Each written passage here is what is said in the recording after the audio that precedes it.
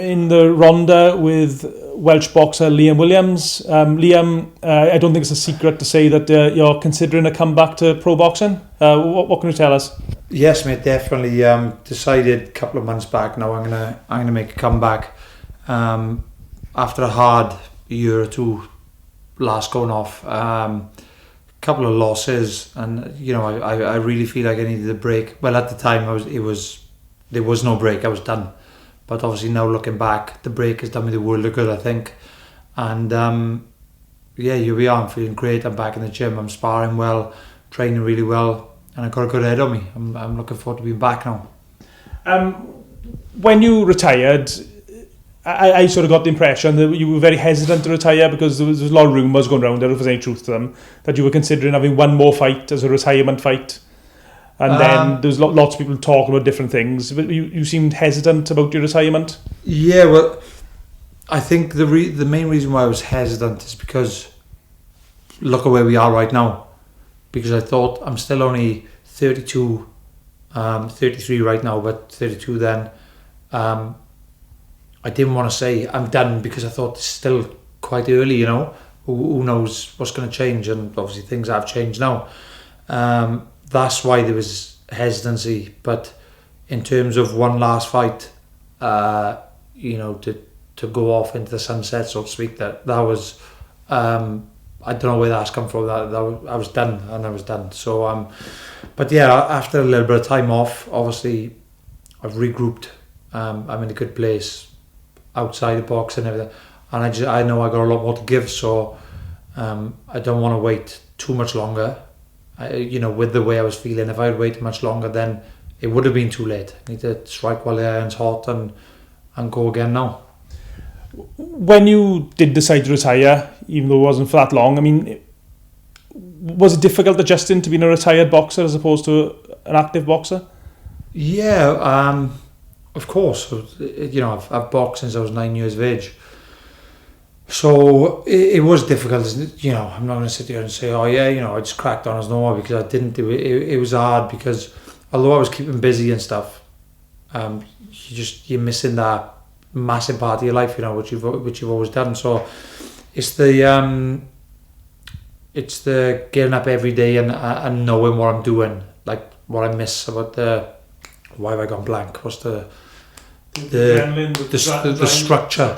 The structure is what I missed more than anything, is because now I'm waking up, I'm running, I'm training in year, I'm down with Gary, whatever that may be. So I wake up and I know what I'm doing each day. I'm coming home on my food. If I want to lay down for a couple of hours, I'm going to run and do something in the night. So it's that structure which threw me off. In terms of, I was missing it, all right, the boxing itself, but it's just the main thing of I need to be one of these people. I need a plan in place. Otherwise, I'm just walking around scratching my ass, not knowing what to do. Do you know what I mean? So at what stage into your retirement did you feel that you might be coming back to boxing? What didn't I box for? I think it was February last week. Was it? By the time I box again now, early next year, it'd be 2 years. So I would say not much longer than a year. I started thinking about it, but I didn't open my mouth to nobody. I didn't even tell my missus, my parents. I just said nothing. I thought it's one of them things. It'll pass. Do you know what I mean? It's all part of what I'm going through. So I said fuck all, and I just went about my thing. And then it came to a point where it was kind of irresistible to say something. I'm thinking about coming back. But once I had it out in the open and people knew I was thinking about it, and I just thought, fuck this, I'm going for it. Why am I fighting it? I'm not trying to keep anybody happy. It's about me and how I feel. If I feel good, then I'm coming back. So that's what we done. I got back in the gym, had a chat to Gary, and it was just straight back. What was Gary's reaction to it? Gary Lockett, your trainer, who was a great guy, he really looks after his fighters. I mean, how did he react when you told him you were considering a comeback?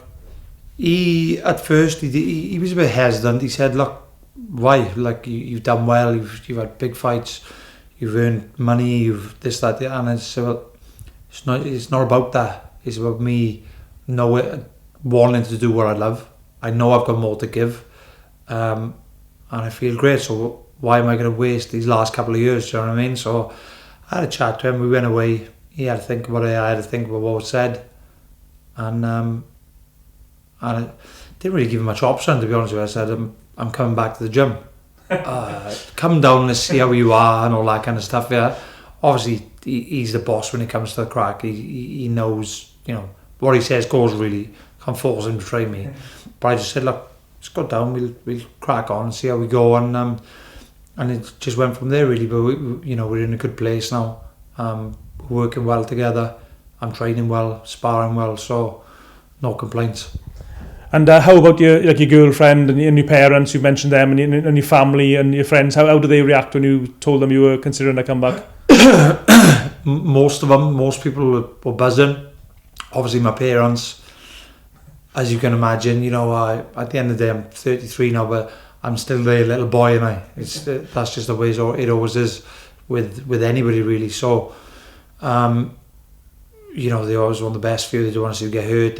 They didn't like watching me fight or anything. They enjoyed it, but it was always a bit like fucking head and hands. So they're never going to be over the moon, because when I retired, I think they thought like, no more panicking now, we done. Do you know what I mean?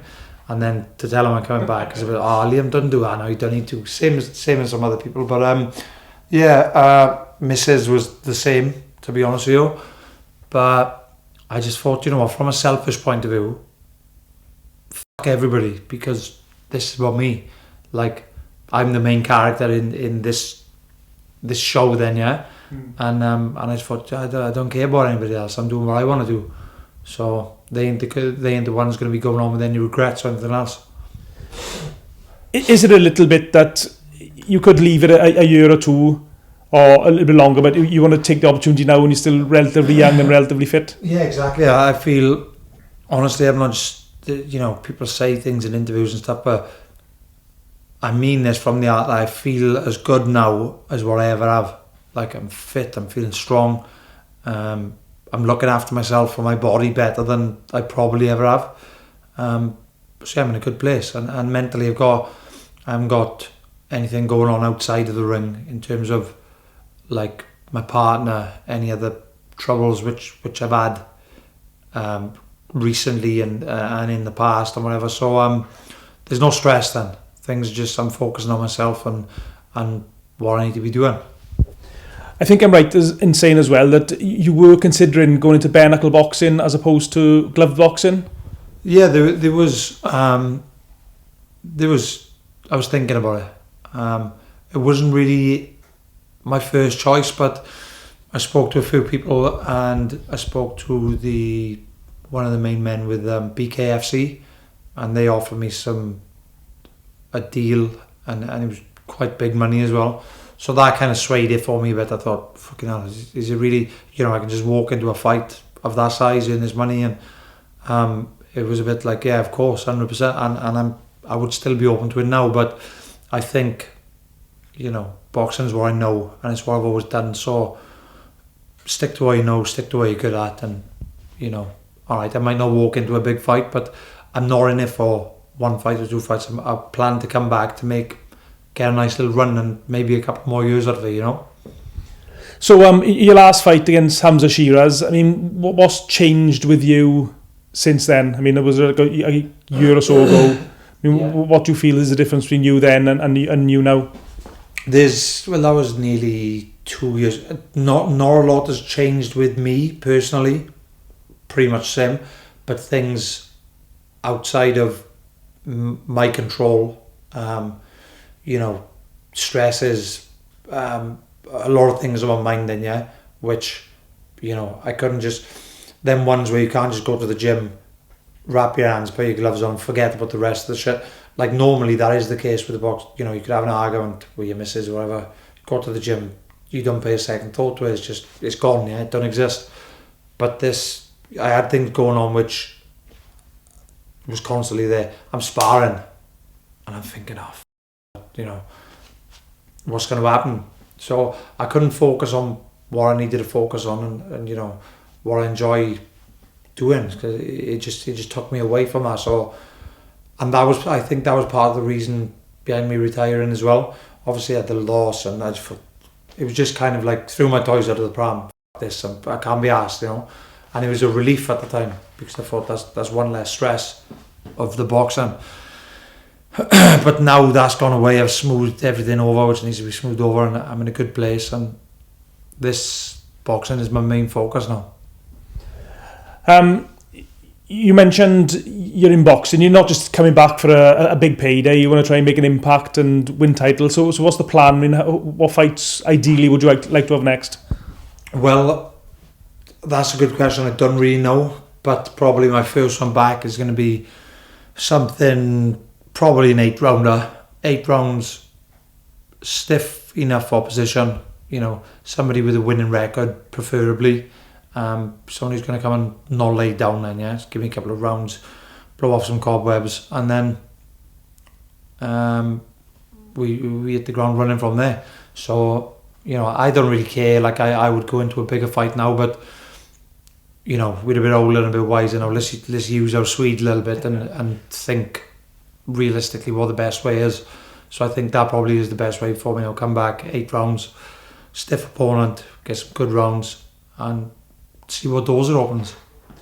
And I think I'm right in saying as well, you're not actually signed to any promotional contract at the moment, so you're not tied down to anyone in terms of if someone wants to get you on your show, for example. Yeah, exactly. I think, and at this stage of my career, I don't think it's such a bad thing, because whereas, you know, if I was early on, I'm not really that well known. Who's going to go and make me a big offer to fight different promotions, this and that? So it was always good to be signed to somebody. I'm not saying I wouldn't sign to anybody now, because obviously with the right deals and so, of course I would, but it's nice to have that option of, you know, the door's always open, the phone's always on to take calls from anybody with any offers, you know. So I think that's a nice place to be in. And what stage are you at with getting your licence back from the Border Control, or is that process started, or have you got your licence? Yes, it's done. It's done. Okay. All I need to do, I believe I just need to top up my blood tests and eyesight, and it's sorted. So yeah, we're back. You mentioned earlier you've been down the gym with Gary sparring. So who were some of the guys you've sparred with in the last few months? I can't think. Obviously the lads at the gym. You got Carvel, Ben Crocker, why the fuck have I gone blank? I actually sparred with Mason Jones yesterday, who's not a boxer. Did actually have a couple of pro fights, mind. I didn't know this until yesterday, I think. He had a couple of pro fights at the start of his career, then went MMA. But he's most people know he's probably a UFC fighter. I've been getting some good rounds. I'm trying to think. I mean, were you nervous sparring? Is that a stupid question? But were you nervous getting back in a ring in a sparring scenario after having a break and after obviously the loss? Yeah, at first I was. At first, who did I come to spar? I'm not sure. I come back in to spar somebody, my first spar, and I remember walking into the gym. I've always been quite, when I'm sparring and stuff, I'm there to fight, to spar, but you know, switched on. Intense. Don't really come in laughing and joking, like, let's get on with the job, we can have a laugh and a joke after. And I come into the gym, and one of the boys said to me, you need to loosen up, he says. And I'm just there, I'm pacing the gym, I'm thinking, fuck me. I was actually not shitting myself, but you know what I mean, just that nerves, like, I need to be on it here, because I've been out of the ring 18 months, whatever it is. Obviously the reactions were a little bit off, and distance, timing. So yeah, I was really on edge, but once that first one was out of the way, it was gone really.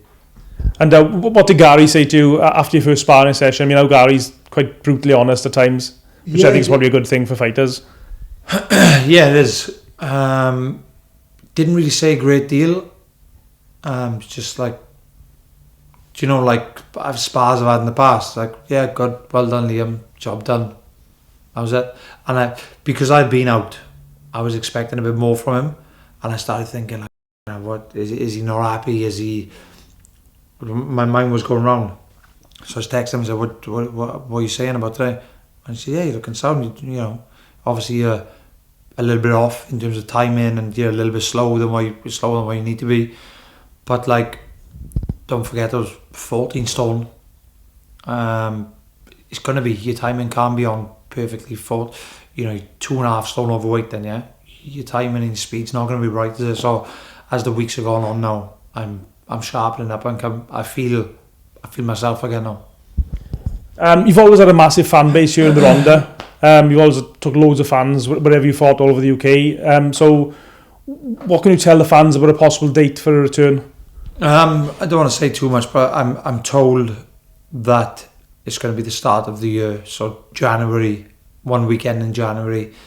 I can't say for sure yet because I'm not 100% myself, but it's going to be at January, probably mid-January I would say, and yeah, hopefully it's not too far away as well. Could even be local, so we'll see how that goes. I know you love your food, especially your sweet food. Will that upset your Christmas having to be dieting?